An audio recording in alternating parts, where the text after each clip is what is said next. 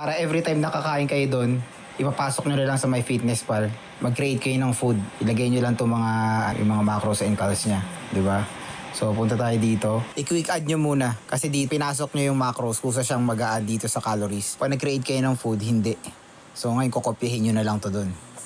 So, ngayon, 18, 15, 25. Ngayon, mag-create tayo. Paano mag-create? Ganito mag-create ng food. Punta kayo sa My Foods, create food. So, lagay nyo lang yung brand name. Coco, Ichi, Banya. Tapos, pork cutlet. Yan. Serving size, 100 G. So, kailangan ilagay nyo kung ano yun, 1 piece, 100 gram. Pag create kayo, kailangan ilalagay nyo yung metric system. O kaya piece per piece, ganyan. So, 1. So, 357.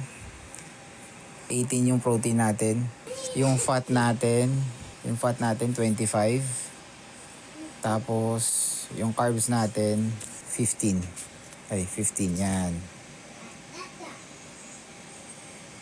Ngayon, every time nakakain kayo, mayroon na kayong magagamit na item. Pag inayos nyo lang, so yung timbang niya kanina, 160 siya. So, 1.6 lang lalagay nyo.